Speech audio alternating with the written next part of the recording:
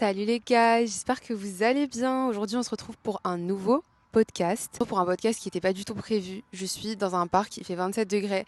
J'avais ma caméra, j'avais mon micro. Je me suis dit, regardez le cadre en fait, comment c'est magnifique. Et dites-moi si ça vous plaît d'avoir, je sais pas, un cadre différent de mon lit et ma chambre. Le podcast, il va sortir sur YouTube, Spotify, Apple Podcast. En vrai, ça fait genre une semaine et demie que je suis rentrée. Je vais vous raconter un peu ma vie. J'ai plein de trucs à vous raconter les gars.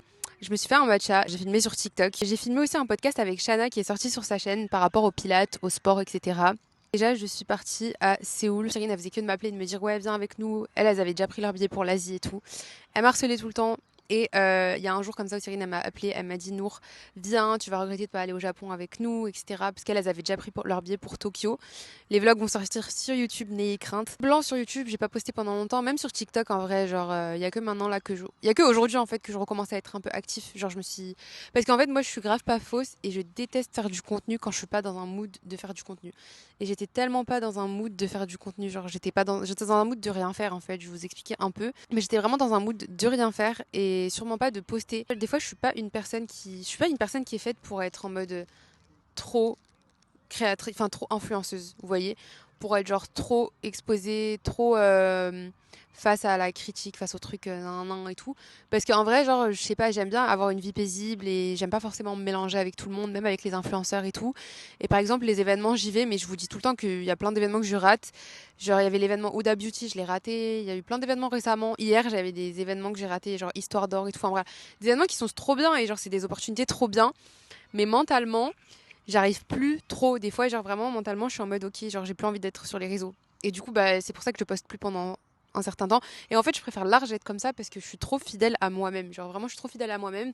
Et là, vous voyez, quand je vous filme ce podcast, c'est parce que juste j'avais envie de le filmer. Genre, je pense pas à forcément, elle est posée là. Je pense pas à genre l'argent, etc. Genre, ou alors l'aspect, ouais, j'aurais moins de partenariats. Des fois, je suis comme ça et je déteste être comme ça. Et c'est pour ça que je me dis, ok, genre quand je suis comme ça, je suis en mode non, non, non, non. Nour, quand tu fais du contenu, tu le fais parce que t'aimes bien en faire. Genre, j'ai pas envie de rentrer dans un vice parce que c'est tellement toxique, même pour moi, de faire du contenu alors que j'ai pas envie d'en faire. C'est tellement toxique. Et du coup, après, j'ai une mauvaise relation avec les réseaux et limite, ça devient genre une obsession que pour l'argent. Et quand je suis dans un cercle vicieux comme ça, je vous jure, je deviens matrixée par les réseaux des fois, hein, je vous promets. Genre, des fois, je suis en mode non, je peux pas rater cet événement, non, non, non. Et après, je passe. Après, en fait, ta vie, t'as l'impression que tu passes trop. Que tu vis pas. Genre vraiment, j'ai l'impression, il y a des moments quand je suis trop sur les réseaux, que je suis trop productif en fait sur les réseaux, j'ai l'impression que je vis plus pour moi-même et ça devient une relation toxique. Alors, vraiment, j'ai trop une relation toxique avec les réseaux des fois. Et genre, je sens que c'est trop étouffant même pour moi et que ça développe encore plus mon anxiété. Parce que je suis en mode, genre, j'ai pas le droit de vivre si c'est pas pour les réseaux. Genre, j'ai pas le droit. Ou alors, quand je vis un truc, quand je fais un truc, genre, par exemple, là, je m'en veux, genre, je culpabilise parce que je me dis, oh my god, genre, je l'ai pas filmé, j'aurais pu faire ça. Là, j'aurais pu faire cette vidéo, j'aurais pu faire ça, nan, nan, et bref. Et du coup, bah, c'est grave une relation toxique. Je pense qu'il y a plein d'influenceurs, si vous écoutez ce podcast, vous allez un peu, genre, savoir de quoi je parle. Du coup, c'est un peu une love and hate situationship avec les réseaux. Et sachez que quand je poste pas, c'est pour vous poster du contenu réel et du contenu que j'ai envie de vous poster et que je trouve intéressant, voilà, que j'ai vraiment envie de vous partager. Et ce qui m'a remotivée, c'est que hier, enfin, pas que hier, genre, je reçois toujours des messages super cool, super motivants. Mais sachez que je lis vos messages. Genre, vraiment, sachez que je lis vos messages et vous savez pas à quel point ça me fait plaisir. Et hier, j'ai reçu un message, carrément, je l'ai partagé en story. Ça m'a fait trop plaisir et ça m'a grave remotivée parce que j'étais en mode, des fois, je me dis en fait pourquoi je fais ça et tout. Parce que en soi, moi, l'argent, c'est pas ce qui me motive le plus sur les réseaux. Mais des fois, je me dis, genre, est-ce que ça me plaît vraiment? Est-ce que ça me fait du bien? Ou est-ce que ça me fait plus de mal que de bien? Et des fois, ça me fait plus de mal que de bien. Genre, des fois, moi, je suis hyper sensible et tout. Donc, des fois, ça me fait plus de mal que de bien. Genre, même quand je reçois des commentaires, des trucs comme ça. En fait, ça m'a développé beaucoup de choses négatives, les réseaux. Comme par exemple le fait d'être obsessed par moi-même, genre par mon physique, etc. Et, euh, et ça, c'est un truc, je vous jure, qui est arrivé vraiment quand j'ai été à fond sur les réseaux. Le fait de vouloir être limite parfaite, genre vraiment d'avoir un corps parfait, etc. C'est un truc qui est arrivé avec les réseaux, parce qu'en fait, je suis tout le temps exposée, et du coup, je suis tout le temps exposée aussi à la critique. Et les gens, ils sont tout le temps en train de commenter ou de juger ce que je fais. Genre, et ça peut être que un commentaire, que un message, mais psychologiquement, ça, en fait, tu vas y penser. Je peux recevoir que un commentaire en mode ah, mais t'as pris du poids, par exemple. Genre, je vais recevoir juste un commentaire comme ça et 20 commentaires, t'as maigri. Je vais faire que de penser au commentaire qui m'a dit que j'ai pris du poids. Genre, en fait, tu vas que te rappeler de la chose négative et tu vas y repenser que à la chose négative tout le temps. Du coup, voilà, c'est pour ça que, en fait, il y a des moments où je suis hyper forte mentalement, où je suis hyper bien dans ma santé, etc. Donc, ça me touche pas. Et il y a des moments où je me sens vraiment faible physiquement. du coup mentalement et tout, et du coup j'arrive pas à... Je me dis vaut mieux que je poste pas parce que je sais que ça va me faire du mal psychologiquement, genre quand je veux recevoir un truc et tout, je sais que ça va me toucher, donc vaut mieux que je poste pas, tu vois. Donc voilà, le pourquoi du comment, c'est pour ça que genre je postais pas beaucoup et tout, parce que vraiment mon anxiété elle a triplé de volume. Je vais vous expliquer un peu pourquoi. En fait, il faut savoir que j'ai perdu du poids hyper rapidement, ce qui est pas forcément bien en soi. Parce que c'est vrai que je prône pas du tout ça, mais bon, je vous l'avais raconté un peu dans le podcast avec Shana, on en a grave parlé si vous voulez aller l'écouter. Mais je parlais du fait que des fois je mangeais pas forcément assez bien, j'avais pas un apport assez bien en tout en fait, tu vois, j'avais pas des repas équilibrés.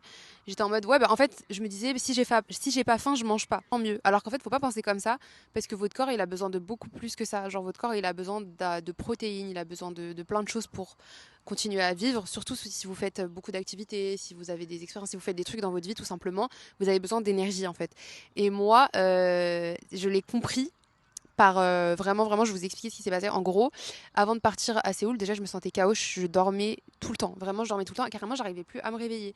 J'arrivais plus à me réveiller. Je me réveillais genre à 14h et tout, alors que ça me ressemble tellement pas. Vraiment, vous me connaissez, genre ça me ressemble pas. Je me réveillais hyper tard et tout, et je me sentais vraiment tout le temps fatiguée. Et je savais très bien qu'au fond, que ça avait grave un rapport avec mon alimentation, mon mode de vie, puisque je faisais du sport ou des fois, genre, je faisais beaucoup de cardio et je mangeais pas forcément énormément. Et donc, je savais que ça avait un rapport avec mon alimentation. Mais j'étais tellement obsesse par vouloir perdre du poids que je continuais comme ça et tout. Donc là, je me dis, ah, mais c'est pas grave pour l'instant, de toute façon, je suis à la maison, j'ai rien à faire, enfin, ça me touche pas plus que ça, nan. Ok. Le problème, c'est que j'ai fait un vol que je vous ai vlogué quand je suis partie à Séoul. J'ai fait un vol de 15 heures. Vous voyez le décalage horaire, tout ça, tout ça. D'ailleurs, dans le vlog que je vous ai posté où je suis partie à Séoul, là, le vlog Je pars à Séoul, euh, à un moment donné, j'ai arrêté de filmer quand on était dans le café. Et je pense que vous avez vu dans ce vlog, si vous le regardez, il y a plein de moments où je suis genre limite, j'arrive pas à parler. Il y a plein de moments que j'ai coupé, genre je suis comme ça et limite je m'endors debout. Psychologiquement, genre tellement que mon cerveau il a plus de force en fait, tellement que j'avais plus d'énergie et tout. Et du coup, ça m'a fait ça. Et en fait, vu que j'ai eu le décalage horaire, plus en fait, j'ai fait plein de choses en fait d'un coup. En fait, j'ai pas fait énormément de choses, hein, mais le fait que j'avais vraiment plus d'énergie, j'ai dormi. Les 3 premiers jours à Séoul, mes cousines, elles avaient peur carrément. Elles me disaient, mais c'est pas normal. Genre, elles me disaient, c'est pas normal. Genre, je faisais que de dormir. J'arrivais pas à me lever du canapé. J'ai fait que de dormir. Et des fois, elles me parlaient comme ça et je m'endormais. Genre, vraiment, je m'endormais dehors. Je m'endormais. Et je marchais, j'étais fatiguée. Je marchais, j'avais les tournis, j'avais le vertige. J'arrivais pas à manger. J'arrivais plus à manger. En fait, tellement que j'étais fatiguée, j'arrivais plus à rien faire. Et mes cousines, elles m'ont dit, mais c'est pas normal et tout. Enfin, il y a un truc qui est pas normal. Donc, en fait, à partir de ce moment-là, je me suis dit, faut que je reprenne une alimentation normale. Et franchement, ça a pris du temps pour que je recover. Genre, vraiment, ça a pris du temps. C'est pour ça que j'ai pas posté aussi pendant un certain temps et que j'ai même pas monté mes vlogs et tout. Genre, parce qu'en vrai, ça fait genre presque 2 semaines que je suis, enfin, même ça fait 2 semaines et quelques que je suis rentrée à Paris. Et j'ai même pas, là, j'ai monté que un vlog parce que j'avais même pas la force de monter, de faire du montage. Parce que vraiment, j'ai détruit mon corps. Je vous jure, genre, j'ai vraiment détruit mon corps. Et du coup, ça prend grave du temps de recover. Là, carrément, je prends des médicaments et tout pour l'anxiété, pour des trucs comme ça. Parce qu'en fait, quand tu perds du poids aussi hyper rapidement et que ton corps il a plus de force et que tu veux faire des choses, etc. Parce que tous les jours aussi, vu qu'on était à Séoul et ensuite on est parti à Tokyo, j'ai enchaîné. Et à Tokyo, vous voyez, tous les jours, vous allez voir sur les vlogs, mais en gros, tous les jours on sortait. Et t'es dans une grande ville et tout, donc c'est draining, tu vois. Genre, il y a plein de trucs qui se passent, on marchait beaucoup tout le temps. Ça veut dire que je continuais à faire plein de choses alors que mon corps il suivait plus et du coup j'arrêtais pas de faire de m'évanouir en fait. Clairement j'arrêtais pas de m'évanouir, de me sentir fatiguée. Je faisais plein de crises d'anxiété. Le dernier soir, genre d'ailleurs je devais rester plus longtemps à Tokyo mais du coup je suis rentrée justement parce que le dernier soir à Tokyo j'ai fait une crise d'anxiété de malade et je vous ai pas raconté mais je vais vous raconter, j'avais pris mon billet pour aller au Vietnam. En fait je suis pas dégoûtée, genre j'ai perdu de l'argent dites-vous et tout, hein. J'ai grave perdu de l'argent. Mais en gros, j'étais censée aller en Asie du Sud, au Vietnam, mais j'avais pris mon billet, j'avais pris mon hôtel, j'avais tout booké et tout. Et j'étais censée faire genre Séoul, Japon, et ensuite aller au Vietnam. Et ce qui s'est passé, c'est que quand j'étais à Tokyo, j'ai fait une crise d'anxiété, mais comme jamais. La nuit, en fait, carrément, ça m'a réveillée, j'arrivais plus à bouger. Du coup, j'ai appelé mes cousines, parce qu'on dormait dans la même chambre. Du coup, j'ai appelé mes cousines carrément, tellement que, genre, j'arrivais plus à bouger. Et je sentais que mon cœur, il battait super, super vite. Et c'est pour ça que d'ailleurs que j'ai arrêté le café, puisque ça augmente tout ça en fait. Genre mon cœur il battait super vite. Et en fait j'ai eu peur, genre je me dis je veux mourir en fait. Donc je faisais Cyrine, Cyrine, Cyrine, parce que Cyrine elle dormait à côté de moi en fait. Je faisais Cyrine, Cyrine et tout. Carrément j'ai réveillé mes cousines et tout. À la fin j'ai dormi dans le lit de Cyrine en fait. Je lui ai dit je dors avec toi mais j'ai peur de dormir toute seule carrément. Et du coup j'arrêtais pas de stresser, je me disais, enfin en fait j'arrêtais pas de stresser à l'idée de partir au Vietnam toute seule. Parce que Cyrine elle est partie à Taïwan après et moi j'étais censée aller seule au Vietnam en fait. Mais j'avais déjà mon billet. Et j'avais déjà mon hôtel, tu vois. Je me suis dit, ok, genre, qu'est-ce que je fais et tout. Mais j'ai quand même pris mon billet pour le... Enfin, j'ai quand même gardé mon billet pour le Vietnam. Je me suis dit, ok, le dernier jour où j'étais à Tokyo, je reçois un message de la compagnie aérienne qui a annulé mon vol. Je ne sais pas pourquoi, genre aucune raison. Mon vol pour le Vietnam a été annulé. Mais moi, vu que je suis têtue, je me suis dit, ok, je vais pas perdre mon argent de l'hôtel et tout. Donc, j'ai fait quoi? J'ai repris sur un autre site, genre trip.com, et j'ai repris le même billet pour le Vietnam, en fait. Je me suis dit, non, non, non, ma belle, je veux pas perdre mon billet, je veux partir quand même, même si je me sens éclatée. Au pire, il y aura le vol et tout, ça sera peut-être un peu fatigant. Et en fait, surtout, c'est anxiogène, c'est ça en fait que je voulais vous dire, c'est que c'est pas une fatigue en mode genre je fais pas hyper de trucs, mais trop bien, tu vois. Mais en fait, il y a des moments quand je me sens trop faible et tout, il y a des choses que je peux pas faire. Et du coup, j'ai pas écouté mon corps en fait, tout simplement. J'ai pas écouté mon corps. Et c'est pour ça que à chaque fois, je me sentais pas bien parce que j'écoutais pas mon corps et je voulais absolument faire plein de trucs. Donc, sauf que mon corps il tenait pas, genre vraiment il tenait pas. Donc à chaque fois je faisais des crises et tout. Et j'avais grave peur en fait d'aller au Vietnam toute seule. Je me suis dit est-ce que je vais au Vietnam toute seule parce que si j'ai une crise vraiment forte, je sais pas comment je veux faire si je suis toute seule. Enfin toute seule au Vietnam, qu'est-ce que je veux foutre en fait, tu vois? Comment je veux. Enfin là heureusement il y avait mes cousines avec moi à chaque fois. C'est elles qui me donnaient des trucs. Par exemple genre quand j'avais une crise et tout, elles me donnaient des trucs à manger, elles me tenaient compagnie et du coup ça fait que mon anxiété elle baissait parce que du coup je stressais moins vu qu'il y avait mes cousines avec moi. Mais s'il m'arrive une crise d'anxiété et que je suis toute seule, je sais que ça va être genre, je vais vraiment, vraiment être pas bien, tu vois. Enfin, je sais même pas comment ça va se passer, puisque c'est pour ça que je fais jamais des trucs trop toute seule, parce que surtout quand je me sens pas bien, je fais pas des voyages toute seule et tout. En fait, le voyage seul, déjà, je sais pas si c'est vraiment une bonne idée, je vous jure. Parce que j'avais fait mon voyage seul au Japon, là. J'étais partie toute seule et vous avez vu comment ça s'est fini. Je m'étais perdue tout seule et tout. Je pense que ça peut être, en fait, ça peut être bien pour une personne qui fait pas de l'anxiété, la vérité. Mais si t'es une personne comme moi qui est un peu déjà faible, mentalement et physiquement à ce moment-là, genre, je te conseille vraiment pas de le faire. Et je vous jure, moi je me suis dit c'est des signes de Dieu en fait. Genre vraiment quand mon billet il a été annulé la première fois, je me suis dit ok peut-être que c'est un signe, mais je vais faire genre que je l'ai pas vu. Et du coup le soir j'ai fait quoi? Je suis quand même partie. Moi j'avais mon vol pour le Vietnam le soir. Je pars à l'aéroport et tout pour aller au Vietnam. Et là je reçois un message quand je suis à l'aéroport de la compagnie aérienne et ils me disent que mon vol il a été décalé au lendemain, s'il vous plaît. Donc là je me dis non mais c'est une blague en fait. Et je me sentais pas bien. Genre vraiment, j'étais à l'aéroport et je me sentais pas bien. J'avais l'impression que j'allais m'évanouir. Pourtant, je mangeais, j'essayais de manger et tout. Mais en fait, je sentais que le temps que ton corps il recover, genre il reprend de l'énergie et tout, bah en fait, ça prend du temps. C'est pas tu vas manger et tu vas reprendre direct un pic d'énergie, tu vois. C'est vraiment un truc sur le long terme. Et moi, là, par exemple, je vous fais la vidéo maintenant parce que là, je me sens un peu mieux. Ça fait genre 2 semaines que je suis rentrée en France, tu vois. Et que j'essaye de bien manger, nan, nan, nan et tout. Mais ça prend du temps. Et du coup, je me suis dit, ok, genre, je pense que c'est vraiment un signe pour que je rentre. Sauf que les billets de Tokyo-Paris, ils étaient genre à 1005, 1004, 1005. Je me suis dit, mais jamais de ta vie, je vais mettre 1500 €, tu vois.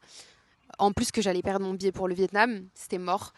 Et moi, de base, je me suis dit que la compagnie aérienne allait me rembourser le billet pour le Vietnam parce que c'est eux qui ont décalé le truc, tu vois.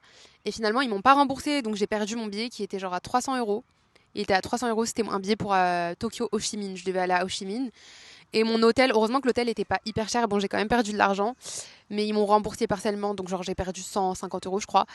J'avais pris une semaine. Heureusement, j'avais pris qu'une semaine. J'étais censée rester un mois, je crois, genre à peu près. Non, ouais, 2, 3 semaines au Vietnam. Et Cyrine, elle était censée me rejoindre et tout. Enfin bref, on avait fait des plans de ouf. Mais quand je vous dis, quand Dieu, il a fait un plan à votre place, vous allez. C'était mon plan, mais Dieu, il avait un autre plan pour moi, quoi. Du coup, je me suis dit, en fait, moi aussi, je crois vraiment au destin. Et quand il m'arrive des trucs, quand il y a plein de trucs qui m'empêchent de faire quelque chose, je me dis que c'est le destin et que du coup, bah, faut que j'écoute, genre, c'est les signes, en fait. Faut que j'écoute les signes et l'intuition. Et ben, mon intuition me disait que je devais rentrer en France, tu vois. Et en vrai, j'ai grave bien fait. Je suis trop contente d'être rentrée en France parce que vraiment, au Vietnam, je pense que j'aurais pas tenu. Parce que je suis rentrée dans un état, genre, vous avez pas idée.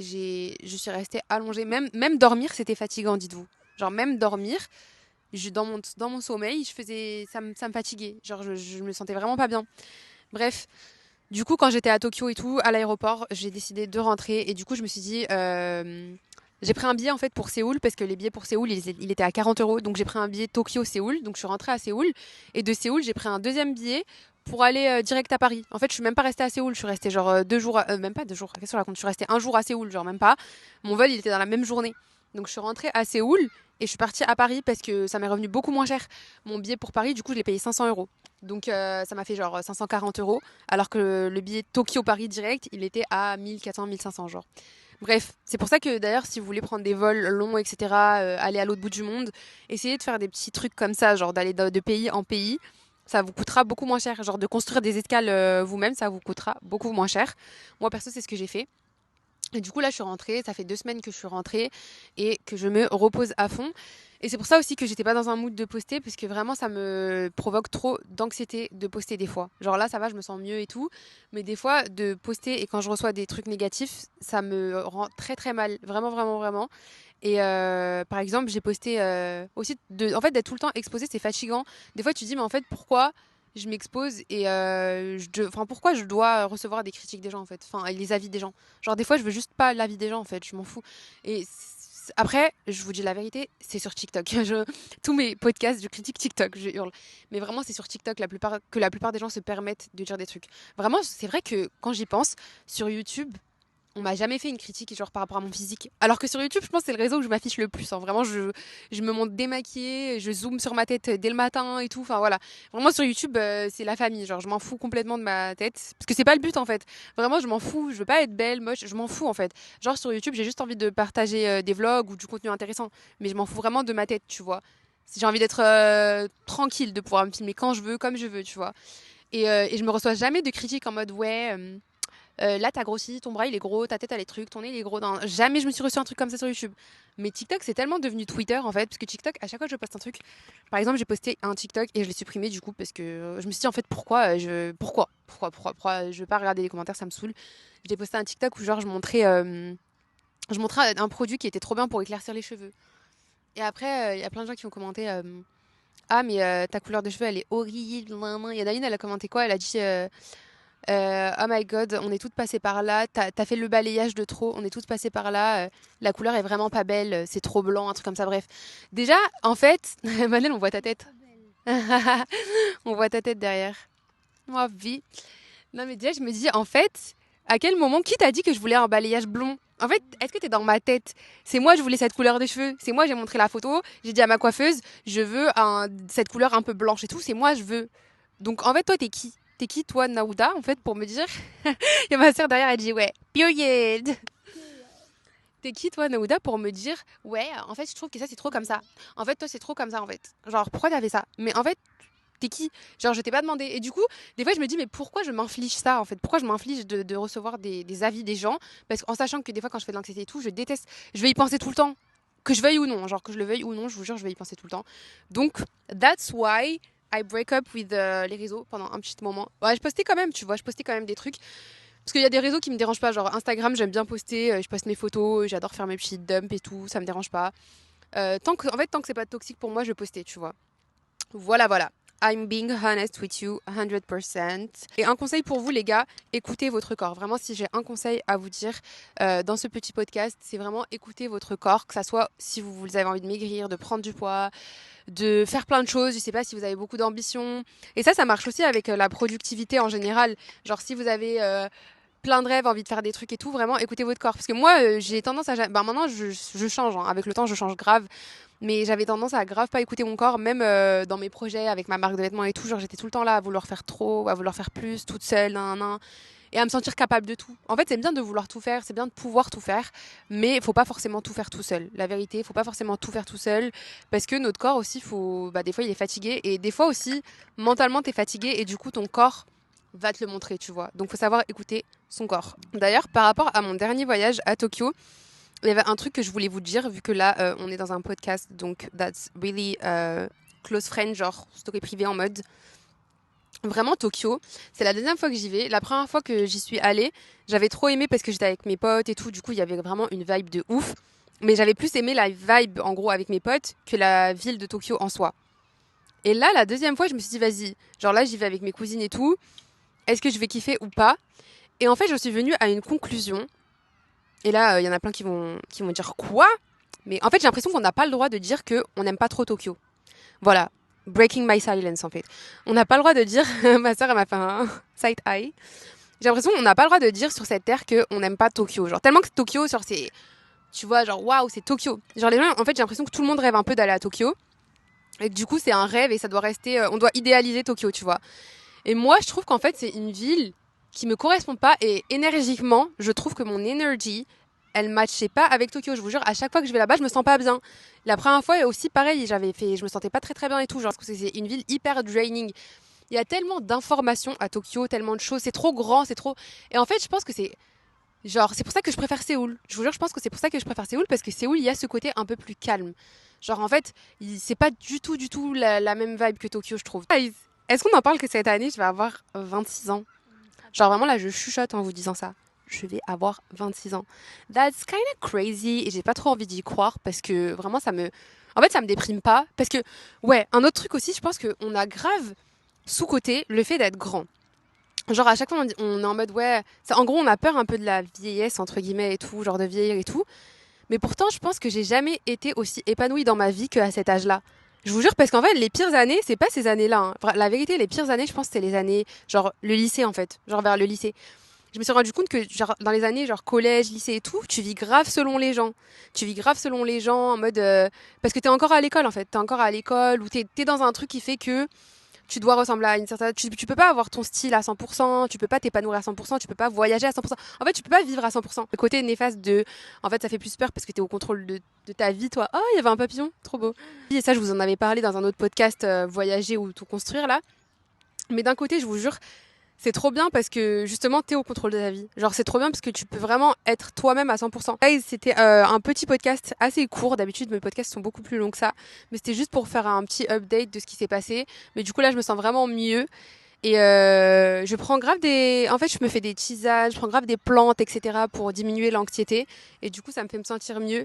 Et ah ouais, un truc trop important aussi que je voulais vous dire, c'est que... Purée, mais c'est ça en fait que je voulais vous dire. C'est ça le but de ce podcast. C'est rendez-vous compte de ce que vous avez. Et en fait, je m'en suis rendu compte quand je suis partie en voyage et tout. Genre là, quand je suis rentrée, je me suis dit, mais en fait, pourquoi je me suis infligée de voyager? En fait, je pensais toujours que le bonheur, j'allais le trouver autre part. Tu sais, on est toujours dans cette quête. On est toujours dans cette quête de vouloir plus. Et en fait, c'est ça qui me détruisait, je pense, mentalement et tout. C'est que j'étais toujours à vouloir quelque chose d'autre, en fait. Et des fois, je me dis, il faut juste accepter ce que Dieu te donne et ce que le destin t'offre, en fait. Des fois, il faut pas forcément construire son destin, il faut aussi apprendre à le suivre parce que ça fait du bien de lâcher un peu prise. Parce qu'en fait, au final, t'as pas le contrôle. Au final, t'as pas le contrôle. Certes, c'est bien de travailler, de faire des trucs, d'être productif, etc. Mais il faut savoir s'écouter et il faut savoir comprendre que dans tous les cas, vous voyez par exemple le Vietnam, nan, nan, nan, j'étais têtue, enfin je me suis dit vas-y, j'ai pris mon billet, nan, nan, nan, et finalement je suis pas partie. Pourquoi? Parce que c'était le destin que j'y aille pas au Vietnam à ce moment-là, tu vois. J'aurais pu faire ce que je voulais, j'allais pas y aller parce que c'était pas écrit que j'y aille, tu vois. Et je me dis, en fait, pourquoi se prendre la tête au final? Des fois, faut un peu lâcher prise. Et des fois, faut savoir aussi apprendre à ne pas être productive, à ne pas être dur avec soi-même, un peu lâcher prise. Et c'est ok. Genre vraiment, et c'est ok. Et se rendre compte que, en fait, t'as plein de choses autour de toi qui sont magnifiques. Genre vraiment, t'as plein de choses qui sont magnifiques autour de toi. Et ça me fait penser au drama. Ça me fait trop rire parce que j'ai monté mon vlog Je pars à Séoul et je me suis rendu compte que dans tout le vlog, je parle de When Life Give You Tangerines, genre la vie portera ses fruits. C'est un K-drama. Regardez-le. Il résonne tellement avec ce podcast, je vous jure, avec ce que je vous dis là. C'est qu'en fait, rendez-vous compte, même que la richesse aussi, elle réside aussi dans les gens qui vous entourent, etc. Et moi, je suis tout le temps là en mode, ouais, j'ai envie de partir, j'ai envie d'avoir un appart sur Paris, toute seule, j'ai envie de déménager à Séoul, j'ai envie de déménager... Enfin, tu sais, je voulais toujours bouger, parce que dans ma tête, le bonheur, j'allais le trouver ailleurs. Certes, c'est bien de voyager, ça fait du bien, et franchement, ça... Si t'as la chance de voyager, pour moi, c'est une richesse aussi, tu vois. Genre, c'est vraiment trop bien, même mentalement. Mais faut pas voir que ça. Parce que du coup, tu vas tout le temps être dans un truc où tu vas vouloir plus, genre.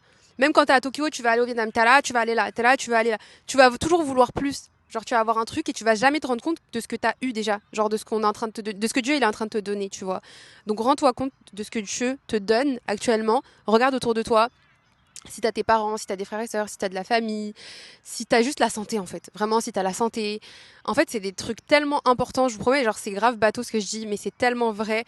Et en fait, quand je me sentais vraiment, vraiment mal, carrément, j'allais faire des bilans de santé et tout, je me suis dit, ça se trouve, je suis malade et tout, parce que j'ai grave perdu du poids et tout. Et là, je me suis dit, mais imagine, en fait, on t'annonce que t'as quelque chose, genre que t'as une maladie et tout. En fait, genre, on a tellement de chance, vraiment, on a tellement de chance. Donc, rendez-vous compte de la chance que vous avez. Si vous avez vos proches avec vous et tout, arrêtez de vouloir toujours plus. Vraiment. Et je pense que le vrai bonheur, c'est ça, c'est de se rendre compte qu'on n'a pas besoin de trop non plus. Genre, on n'a pas besoin de plus. Guys, j'espère que ce petit podcast vous aura plu, vous aura peut-être remonté le moral. Bref, je vous aime trop, les gars. Je vous fais plein de gros bisous. S'il vous plaît, Si je peux vous demander un petit service, si vous m'aimez bien, suivez-moi sur Instagram. Je vous aime beaucoup les gars, gros bisous, prenez soin de vous, prenez soin de votre santé, si vous avez faim, mangez, si vous n'avez pas envie de faire du sport, dormez, et c'est ok.